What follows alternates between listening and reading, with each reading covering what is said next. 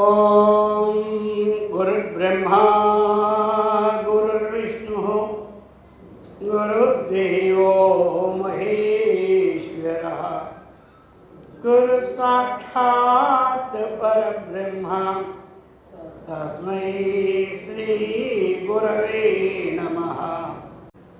ओम सर्वमंगलमांगल्ये शिवे सर्वार्थसाधिके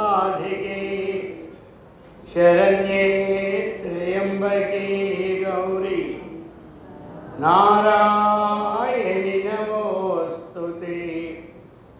ओम सहना भवतु सहनौ भुनक्तु सह वीर्यं करवावहै तेजस्विनावधीतमस्तु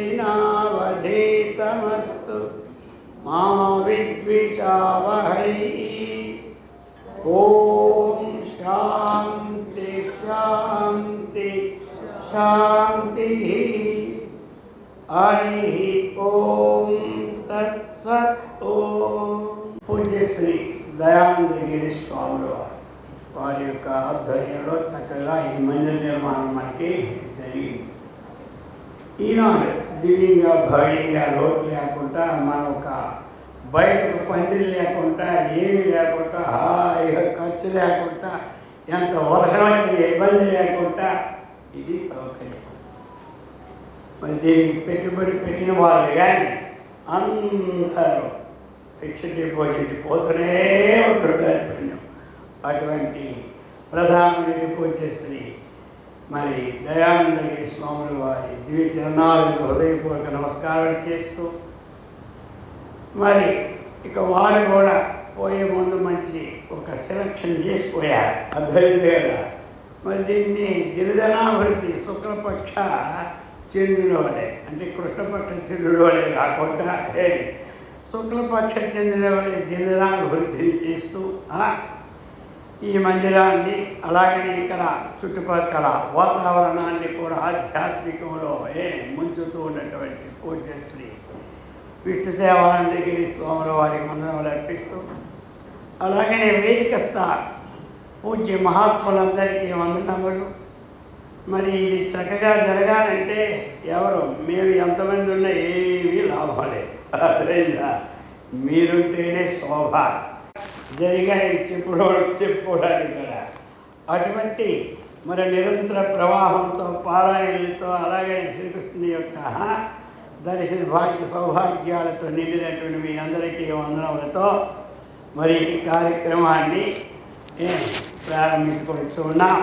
33 సంవత్సరాలు నేటికి 33 అందుచేత 33వ వార్షికోత్సవం దివ్యంగా భయంగా జరుపుకోవడానికి అందరూ ఈరోజు ప్రథమ సభలో పాల్గొని ఉన్నాం.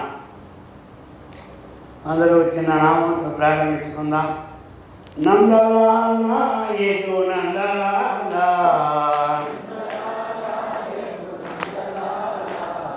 నందలాల ఏదో నందలాల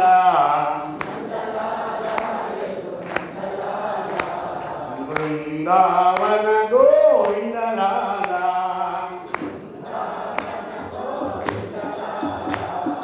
రాధారమణ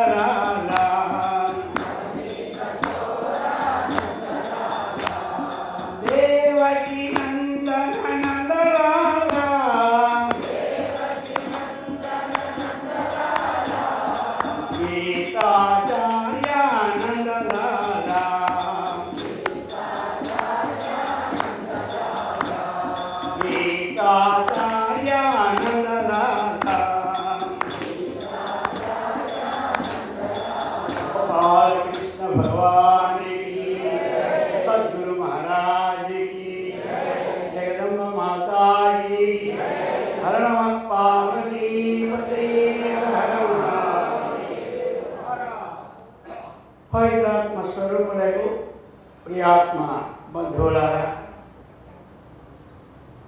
మరి శ్రీ మలయాళ సద్గురు గీతా సన్యాసమఠమైనటువంటి ఇందులో, గీతా మందిరమైనటువంటి ఇందులో మరి చక్కగా ఆధ్యాత్మికం నిత్యం జరుగుతూనే ఉంది. మనం ఎన్నిసార్లు చెప్పుకున్నాం, 4 వేదాల సారమే భగవద్గీత. వేదాలు 4 చదివితే ఆ యొక్క 20,000 మంత్రాలు ఉన్నాయి. కొంచెం ఒక 1000 అటు ఇటు 20 దాటి ఉన్నాయి, 21కి ఎక్కువ లేవు. మరి 20,000 మంత్రాల్లో చదివితే ఏ పుణ్యం వస్తుందో, ఈ భగవద్గీత పారాయణ చేస్తే అదే పుణ్యం వస్తుంది. కానీ పుణ్యం వస్తుంది కానీ మనకి అంతఃకరణంలో ఉన్నటువంటి వాసనాక్షయం కాదు. లేదా మనం ఎవరో మనం తెలియదు. అందుచేత ఏం చేయాలి, ఏదైనా సరే ఆ తాత్పర్యాన్ని చక్కగా అవగాహన చేసుకోవాలి. వేదము కానీ భగవద్గీత కానీ సరే, ఆ వేదం చేసుకొని అంత డీప్గా వెళ్ళే అవకాశం మనకి ఇప్పుడు లేదు. ఆ వేద సారమే భగవద్గీత. కాబట్టి ఉపనిషత్తుల సారమే భగవద్గీత, ఇంకే లేదు. మనం అందుకే శ్రీమద్ భగవద్గీతాసు ఉపనిషత్తు, సమస్త ఉపనిషత్తులు. మరి ఇదే అన్నీ కూడా అన్ని శాస్త్రాలలో ఉన్నటువంటిది ఇదే విషయం ఉంటాయి. పేరు మార్పులు ఎన్ని గ్రంథాలు ఉన్నాయో అన్ని గ్రంథాలకి పేరు మార్పు ఉంటుంది. కానీ లోపల ఏముంటుందంటే ఇదే విషయం ఉంటుంది. ఉపనిషత్తుల్లో ఏ విషయం ఉందో గీతలో అదే ఉంటుంది. ఈ రెండింటిలో ఏమున్నాయో ప్రకరణ గ్రంథాల్లో కూడా అదే ఉంటుంది. బ్రహ్మసూత్రాల్లో కూడా అదే ఉంటుంది. ఇది మొత్తం అంతే. ఏ పేర్లు మారినా ఒక స్వీట్ కొట్టుకు వెళ్ళిన తర్వాత రకరకాలు బాల్సా అంటాం, రసగుల్లా అంటాం, గులాబ్ జామ్ అంటాం, మాల్పో అంటాం, ఖీర్ అంటాం. కానీ ఈ అన్నిట్లో ఉన్నది ఏంటి చెప్పండి, తీపి ఒక్కటే. కానీ పేర్లు మాత్రం మారు. అలాగే ఎన్ని శాస్త్రాల పేర్లు మారినా అన్నిట్లో ఉన్నది పరబ్రహ్మ తత్వమే. ఇప్పుడు ఏది మారదో ఆ తత్వం ఎవరు చెప్పినా అందరూ దానికోసమే చెబుతూ ఉంటుంటారు. ఎట్లాగంటే మనం 3 పూటలు అన్నం తింటాం కాబట్టి మనకి ప్రధానంగా ఏది మారదో అన్నం మారదు. లేకపోతే రాత్రి చపాతీలు తింటాం కాబట్టి చపాతీలు మారవు. అర్థమైంది కదా. ఇక మార్పు ఏమిటి, కూరలు, సాంబార్లు, పప్పులు ఇవన్నీ మారుతూ ఉంటుంటాయి. కానీ అన్నము మారు. అది తింటేనే కడుపు నిండుతాయి. ఎన్ని కూరలు తిన్నా, ఎన్ని పండ్లు తిన్నా మన మొక్క ఎలాంటే ఉంటుంది. అర్థమైంది కదా. ఏది తింటే నిండుతుంది, అన్నం తింటే. అలాగే ఎన్ని విన్నా ఈ ఆధ్యాత్మిక ఆత్మతత్వం వింటేనే మొగ్గం ఎలా ఉంటుంది, కలవ పుష్పంలా ఉంటుంది అన్నమాట. లేకపోతే ఎండిపోయిన కొమ్మలాగే ఉంటుంటుంది. అర్థమైందా. అందుచేత అధ్యాత్మ జ్ఞాన నిత్యత్వం, తత్వజ్ఞానార్థ దర్శనం ఇది ఉండాలి. సరే, అందుచేత ఏమిటి అంటే మనకి వేదాంతంలో అనేక ఉంటాయి. ఇప్పుడు అదాతు బ్రహ్మ జిజ్ఞాస అంటారు. బ్రహ్మ కోసం జిజ్ఞాస చేయాలి, దానికి ముందేది ఉండాలంటే ఆధా అంటారు. అలాగనే మానవులకు ఆధ్యాత్మిక తత్వం అన్నటువంటిది చక్కగా ఉండాలి అంటే పరమాత్మ అనేక రూపాలలో శాస్త్రాలలో పెట్టి దానిని మన వాళ్ళందరూ కూడా క్రోడీకరించారు. ఎలాగంటే సాధన చతుష్టయ సంపత్తి అని. మనకి సాధన చతుష్టయ సంపత్తి అంటే ఏమిటి, 4 సాధనములతో కూడి ఉన్నదని అర్థం అన్నమాట. 4 సాధనాల్లో మొదటి సాధన ఏమిటి అంటే నిత్యానిత్య వస్తు వివేకం. రెండవ సాధన ఏమిటి అంటే ఇహాముత్ర ఫలభోగ విరాగ. మూడవ సాధన ఏమిటి అంటే క్షమాది షట్క సంపత్తి. నాలుగవ సాధన ఏమిటి అంటే ముముక్షత్వం. మనం ఎప్పుడు శీలించుకుంటూ ఉంటుండాలి. మొట్టమొదటి ఏమిటయా అంటే నిత్య వస్తు వివేకము, అనిత్య వస్తు వివేకం. ఇది మనం మొట్టమొదటి సంపాదించవలసిందని దాంట్లో చెప్పుకొచ్చారు. ఏమిటి వివేకము? వివేకం అంటే ఏమిటి? తెలివి. వివేకం అంటే ఏమిటి? వేరు చేయటం. అర్థమైంది కదా? దేని నుంచి వేరు చేస్తాము?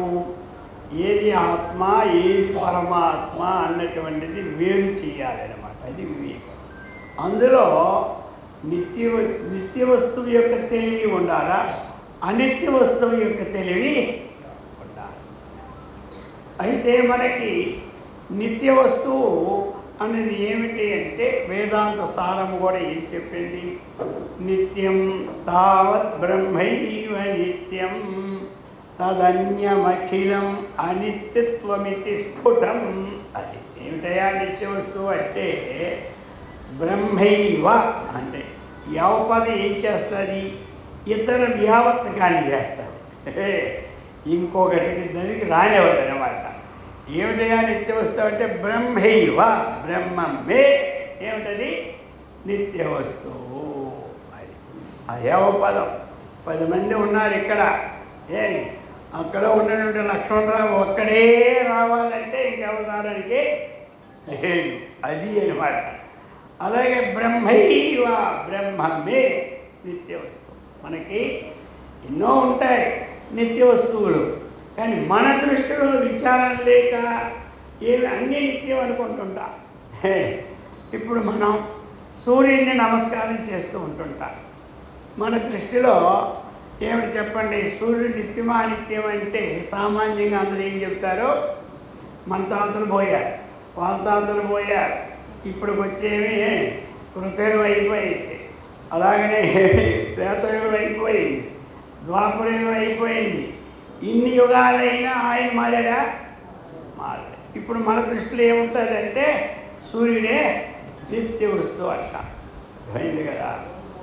ఈ సూర్యుడికి ఈ ప్రళయం పోయిందనుకో, అప్పుడు ఇంకో సూర్యుడు వస్తాడు. అర్థమైందా? అప్పుడు ఈయనేమైపోయినాడు? ఏమైపోయాడు? అనిత్యమైపోయాడు. అందుకే విచారణ చేయమన్నారు నిత్య వస్తువు అంటే. అది ఎలా మారిపోతారండి మళ్ళీ అంటే మాత్రం ఇంకోటి పెడతారు. ఇప్పుడు వచ్చే బ్రహ్మ ఎవరు చెప్పండి? వచ్చే బ్రహ్మ చెప్పండి గట్టిగా. అది ఆయన ఒక్కరు చెప్పాడు, మీ ఎవరికి తెలియలే. అది కాబట్టి వచ్చే బ్రహ్మ ఆంజనేయులు చెప్తున్నారు లేదా? మరి ఈ బ్రహ్మ ఏమవుతాడు అప్పుడు? అలాగనే ఎవరు బ్రహ్మ ఉంటే వాడికి 4 ముఖాలు పెడతారు. అర్థమైందా?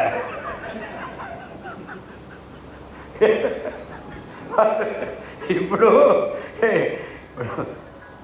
ఆ విధంగానే ఇప్పుడు విచారణ లేకపోతే సూర్యుడు నిత్యమా అనిత్యం అంటే నిత్యమే అంటారు. 199 ఏమంటారు?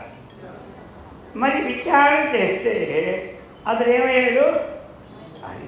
అనిత్య వస్తువు. ఎందుకంటే సూర్యుడు కూడా ఏమి ఎవరి వలన అన్నతత్ర సూర్యో భాతి నచంద్ర తారకం నేమా విద్యతో భాంతి కుతోయమగ్ని అన్నాడు. అర్థమైంది కదా? అంటే ఆ పరమాత్మ యొక్క దివ్యశక్తి వలనే సూర్యుడు ఏమిటి ప్రకాశింపచేస్తూ ఉన్నాడు. అర్థమైంది కదా? కాబట్టి సూర్యుడు అన్నటువంటి వాడు అతడు పర యొక్క అపేక్షతేమని ఉన్నాడు, కానీ పరాపేక్ష రైతుడు కాడు. అర్థమైందా? ఆయన ఇతరుల యొక్క అపేక్షతో తాను వెలుగుతూ ఉన్నాడు. కాబట్టి ఒకరి యొక్క అధీనంలో ఎప్పుడైతే ఉన్నాడో అతను ఎప్పుడూ నిత్యుడు. అందుచేత ఆయన స్వయం ప్రకాశం, ఈయన పరప్రకాశం. ఎవరు పరప్రకాశం? సూర్యుడు.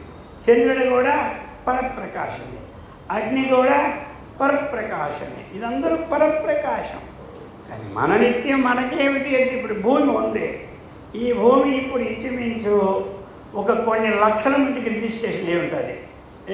ప్రారంభించి నుంచి కొన్ని కోట్ల మందికి రిజిస్ట్రేషన్ అయిపోయి ఉంటుంది. ఇప్పుడు యుగాలు ప్రారంభించి నుంచి. ఇప్పుడు మన దృష్టిలో ఏమనుకుంటున్నాం? భూమి నిత్యం అనుకుంటున్నాం. అర్థమైందే. గాలి లేకపోతే సస్తాం దెబ్బకి మనం అందరం. ఇప్పుడు మనం ఏమిటి? వాయుదేవుడా, వాయుదేవా నన్ను రక్షించు అంటాం. ఎవరు రక్షించమన్నాడో వాడు నిత్యుడు కదా మన దృష్టిలో. ఈ వాయువు ఎక్కడి నుంచి వచ్చినాడు? అర్థమైంది కదా. అగ్ని ఎక్కడి నుంచి వచ్చాడు? భూమి ఎక్కడి నుంచి వచ్చింది? ఇప్పుడు మనం తైత్రీయోపనిషత్తు చదువుతూనే ఉంటారు కదా. ఆత్మన ఆకాశ సంభూత ఆకాశాద్వాయు వాయోరగ్ని అగ్నేరాప అభ్యపృథివీ పృథివ్యామోషధయ ఓషధీభ్యో అన్నం అన్నాత్ పురుష స. ఏమి ఇప్పుడు దాని నుంచి ఇవన్నీ వచ్చాయి. అర్థమైందా? ఒకదాని నుంచి పుట్టేది ఎల్లప్పుడూ ఒక చెట్టు నుండి పండు పుడుతుంది. ఆ రెండిట్లో ఏది నిత్యం ఏది అనిత్యం చెప్పండి? అన్నీ తెలిసిందే కదా. చెట్టు నుండి పండు పుట్టింది. ఈ పండు ఎంతకాలం ఉంటుంది? చెట్టు ఎంతకాలం ఉంటుంది? చెట్టు చాలా కాలం ఉంటుంది. ఆ పండ్లు ఇలాంటి పండ్లు సంవత్సరానికి 4000 పండ్లు కాసి మామిడి పళ్ళు ఇస్తూనే ఉంది. అవి కుళ్ళిపోతూనే ఉన్నాయి. మనం తీగిపోయిన కింద పడిపోతూనే ఉంటాయి. ఆ రెండింటిలో ఏది నిత్యం ఏది నిత్యం? అదే గట్టిగా చెప్పండి. ఏది చెప్పినా 100 మార్కులే మీకు. తప్పు చెప్పినా 100 మార్కులు వేస్తాం. రైలు చెప్పినా 100 మార్కులే. చెట్టు నిత్యం. ఆ చెట్టు ఎక్కడి నుంచి పుట్టింది? భూమి నుంచి పుట్టింది. కాబట్టి ఇప్పుడు ఏది నిత్యమైంది? ఈ భూమి ఎక్కడి నుంచి పుట్టింది? జలం నుంచి పుట్టింది. ఇప్పుడేది నిత్యమైంది? జలం ఎక్కడి నుంచి పుట్టింది? అగ్ని నుంచి పుట్టింది. ఇప్పుడేది నిత్యమైంది? చూసినారా? అగ్ని ఎక్కడి నుంచి పుట్టింది? వాయు ఇప్పుడు ఏమైంది? వాయువు ఎక్కడి నుంచి పుట్టింది? ఆకాశం ఏమైంది? ఏమి నిత్యమైంది? ఇప్పుడు ఆకాశం ఎక్కడి నుంచి వచ్చింది? ఆత్మ నుంచి వచ్చింది. ఆకాశం ఎక్కడి నుంచి వచ్చింది? అర్థమైందా? ఇప్పుడు నిత్య వస్తువుని ఏది తీసుకోవాలి? ఆత్మనే తీసుకోవాలి. కానీ భ్రాంతి వశాత్తు విచారణ లేక ఇవన్నీ నిత్యం అనుకుంటున్నాం మనం. ఇదే అజ్ఞానం, ఇంకేమీ లే. అజ్ఞానం అంటే ఏమి తెలియదు. ఇవన్నీ దద్దమ్మలం కాదు మనము. ఏమి దద్దమ్మలు? ఒకరు మంచి పెద్ద డాక్టర్లు అయిపోయి ఆపరేషన్ చేసి పాలిస్తున్నారు. వాళ్ళు సాఫ్ట్వేర్లు అయిపోయి మొత్తం కంప్యూటర్ చేసేటువంటి మీరు. ఈనాటి టెక్నాలజీ ఇలా మనం పట్టుకున్నానంటే చాలు. ఫోన్లో మొత్తం భారతదేశం, ఈ ప్రపంచం అంతా ఇంత టెక్నాలజీ అజ్ఞానం అయితే ఒప్పుకుంటే ఎవడేగా? మనం కూడా అనకూడదు. అది ఎందుకంటే దేనికి అజ్ఞానం అంటే నిత్య వస్తువు యొక్క యథార్థ జ్ఞానం తెలియక మనము ఆ విషయంలో అజ్ఞానులం. కానీ ఈ ప్రపంచ విషయంలో మనం విజ్ఞాన లోకంలో చెప్పండి. చివరిపోయి చెప్పండి అయ్యా. లేదే ఏమంటారు? అందుచేత నిత్యం తావత్ బ్రహ్మైవ నిత్యం. ఉపాసన చేయండి, తప్పు లేదు. కానీ అది నిత్య వస్తువు ఉపాసన. దాని మీద భ్రమ వదిలిపెట్టండి. అర్థమైంది కదా? ఇప్పుడు సాలగ్రామాన్ని మనం ఉపాసన చేస్తున్నాం. దాని మీద ఎవరిని ఆరోపిస్తున్నాం? సాలగ్రామం ఇది విన్నారుగా. అయ్యో సాలగ్రామం విష్ణువు అంటారు. అది కార్తీక మాసం అని మీకు ఒకటి అర్థం అవుతుంది, తర్వాత అర్థం అవుతుంది. ఎందుకంటే అక్కడ దానం ఇవ్వమన్నప్పుడే తెలుస్తాయి విష్ణు. ఆ కార్తీక మాసం పోతే మళ్ళీ సాలగ్రామం తెలియదు, దానికి ఎవరు అది తెలియదు. ఇప్పుడు అందుకని శివలింగం ఎవరిదే? నీదే నాదే? శివుడిదే. ఏమంటారు? ఇప్పుడు శివలింగం మీద శివుడిని ఆరోపిస్తున్నా, సాలగ్రామం మీద నారాయణ ఆరోపిస్తున్నా. అంటే చాలాగా అన్ని దేవుడు. ఇప్పుడు ఈ ఇద్దరిలో ఎవరు నిత్యం, ఎవరు అనిత్యం?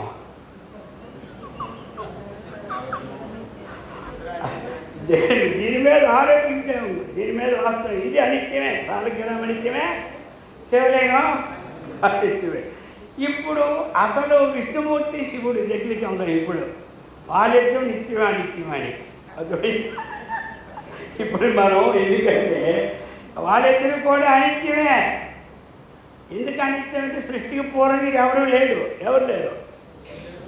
శివుడు లేడు, అమ్మవారు లేరు, ఈశ్వరుడు లేడు, పార్వతి లేదు, గణపతి లేడు, కుమారస్వామి లేడు. అర్థమైందా? తెలుస్తుంది అందరికీ. వీళ్ళందరికీ అనిత్యం అంటే ఒకసారి మనకి మా చెమటలు వచ్చేస్తాయి. ఇది కర్మ.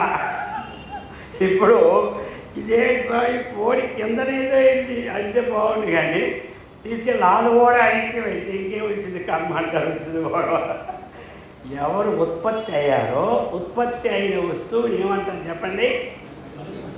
అనిత్యం. ఏది ఉత్పత్తి అయిందో దాన్ని ఏమంటారు? అనిత్యం. అది దేని నుంచి ఉత్పత్తి అయిందో అది నిత్యం. అర్థమైంది కదా? అందుచేత ఇక్కడ మనం నిత్య వస్తువు అని ఏమనుకుంటున్నామంటే, ఏ దేవతలను అయితే పూజిస్తూ ఉన్నామో ఆ దేవతలందరూ అనిత్యులే. అర్థమైంది? అంటే పూజించొద్దని చెప్పలేదు మీరు ఎవరికి. వారి నిత్యులా అనిత్యులా ఏది నిత్యం? ఏకం నిత్యం. చదవండి ఆ శ్లోకం. ఏకం నిత్యం. తర్వాత విమలం అచలం సర్వది. అది అందరికి వచ్చు కదా. ఏ నిత్యం అనేది ఒక్కటే కానీ అనేకము నిత్యం అనేది ఏకం అని చెప్తున్నారు. ఏకము నిత్యం. ఏ వస్తువు అయితే ఒక్కటో అదే నిత్యం. అయితే ఇవన్నీ ఉండాలి. వద్దు నేను ఇప్పుడు ఇవన్నీ ఇప్పుడు మనకి అన్ని దేవతలు ఉండాలి. దేవతా అనుగ్రహం పొందాలి. ఎందుకంటే వీళ్ళందరూ దేనికోసం మనం పూజ చేస్తున్నామంటే, ఒకవేళ నిత్య వస్తువుని తెలియకుండా చచ్చినా అనుకోండి మనం ఒకవేళ ఈ జన్మలో, మళ్ళీ మనము ఐశ్వర్యవంతులుగా ఉండాలి కదా. ఉండద్దా? పెళ్ళి కావాలా వద్దా? పిల్లలు కావాలా వద్దా? ఏసీ కార్లు కావాలా వద్దా? మరి కొన్ని ప్లాట్లు ఉండాలా వద్దా? ఇవన్నీ ఎక్కడి నుంచి వస్తాయి? వీటి వల్లే వస్తాయి. అర్థమైంది కదా? వీళ్ళందరూ ఉపాసన చేస్తూ ఉంటుంటే వాళ్ళు మనకు వద్దంటే డబ్బు. అర్థమైంది కదా? పట్టిందల్లా బంగారం చేసి పారేస్తారు. అదనమాట. అందుచేత ఉపాసన ఎప్పుడు ఉండాలి, కానీ విచారణ ఉండాలి. ఉపాసన ఏం చేస్తున్నామో ఇది నిత్యమా అనిత్యమా? అర్థమైంది కదా? ఇప్పుడు అనిత్యమని తెలుసు మనకి. తెలిసినా ఇప్పుడు అన్నం అనిత్యమా నిత్యమా? అన్నం అనిత్యమే. అది తినేస్తున్నాము, అయిపోతుంది, కింద పోతూ ఉన్నది రోజు. నిత్య వస్తువుకి ఎకారమే ఉండదు, అనిత్య వస్తువుకి ఎకారం అనేది. మరి ఇప్పుడు అన్నం అనిత్యమని తింటే మానేస్తున్నావా? ఈ కుర్చీ నిత్యం అనిత్యమా? కుర్చీ ఇది నిత్యమా? మరి అనిత్యమైన వదిలేస్తే కూర్చోండి ఎలాగా? నొడుగు నొప్పులు సరిపోయింది. ఈ మైకే నిత్యమా అనిత్యమా? అనిత్యమే. అయినా ఈ మైకే లేకపోతే నా శబ్దం నాకే ఉంటుంది, నేను అందరూ ఇలాగా వెళ్ళిపోతాను దెబ్బకి. కాబట్టి అనిత్య వస్తువుని వాడుకోవాలి. ఇది నిత్యమా అనిత్యమని విచారణ ఉండాలి. అర్థమైంది కదా? ఇప్పుడు వాడుకోకపోతే ఎలాగా? వాడుకోవాలి, కానీ ప్రతి వాడుకున్న దాంట్లోనూ ఇది పరిణామం ఉందా అపరిణామమా అన్నది తెలుసుకోవాలి. నిత్య వస్తువుకి మన శాస్త్ర సిద్ధాంతం, మన వేద సిద్ధాంతం ఏమిటి అంటే అపరిణామం చెబుతూ ఉన్నది. అనిత్య వస్తువుకి పరిణామం అని చెప్తూ ఉన్నది. అందుకే 2వ అధ్యాయం ఏం చెప్పాడు? నిత్య సర్వగత స్థాను అచలోయం. ఏం చెప్పారు? అచలోయం సనాతన అన్నారు. నిత్య వస్తువు యొక్క స్వరూపాన్ని అక్కడ చెప్తూ ఉన్నారు. ఎక్కడ? భగవద్గీతలో. నిత్య అంటే ఏమిటి అంటే ఇంతవరకు చెప్పుకున్నామా? పరిణామము లేని వస్తువు, జగత్తుకి ఆధారమైన వస్తువు ఏది? నిత్యం. అది లేకపోతే జగత్తే లేదు. అందుచేత దేని నుంచి ఏది పుట్టిందో దానిని మనం అనిత్యమని పేరు పెట్టుకున్నాం. ఎందుకంటే అనిత్యమైన వస్తువు పోతాది కాబట్టి. జలం ఉంది, జలం నుంచి బుడగ పుట్టింది. ఈ రెండింటికి వరకే తీసుకున్నాం, మళ్ళీ అది శాశ్వత నిత్యం అనుకోకండి. ఆ జలంకి బుడగ పోతుంది కాబట్టి బుడగనేమన్నా అది కొంతమంది ఏమంటారు, ఈ శరీరం ఎలాంటిదంటే ఏమంటారు చెప్పండి, ఉదాహరణ నీటి బుడగ లాంటిది అంటారు. అర్థమైంది కదా, శరీరాన్ని ఏమంటారు, నీటి బుడగ లాంటిది అంటారు. అది కాబట్టి నిత్యం అన్నటువంటిది 3 కాలాల్లోనూ ఉంటుంది. 3 కాలాలు అంటే ఏమిటి, మనం పుట్టక ముందు, మనం చచ్చిన తర్వాత, ఇప్పుడు. అర్థమైందా? 3 కాలాలంటే పుట్టక ముందు, ఇప్పుడు వర్తమానం, మనం పోయిన తర్వాత, మన స్వరూపం అనేటువంటి ఇప్పుడు ఉంటారు. సరిగ్గా జాగ్రత్త స్వప్న సుషుప్తి తీసుకున్నా కానీ అసలు సంగతి తీసుకుంటే పోయింది. అది నిత్యం. ఇక నిత్యం నిత్య నిత్య సర్వగత అన్నాడు. నిత్యం ఎలా ఉంటుంది, అంతటా వ్యాపించి ఉంటుంది. అర్థమైంది కదా. నిత్య వస్తువు ఎక్కడ ఉంటుందంటే ఏం చెప్పాలి మనం అందరము, అంతటా వ్యాపించి ఉంటూ ఉన్నది. అర్థమైంది కదా. అంతటా వ్యాపించి ఉందంటే ఎక్కడ అంతటా, ఎక్కడంటే 33 కోట్ల దేవతల్లోనూ ఉన్నది. అది బ్రహ్మ విష్ణు మహేశ్వరులో ఏదుందో దాన్ని ఏమంటారు, నిత్య వస్తువు. అలాగే మనందరిలో, మానవుల్లో ఎన్ని వేల కోట్లు ఉన్నారో అందరిలో ఉన్నదాన్ని కూడా నిత్య వస్తువు అంటారు.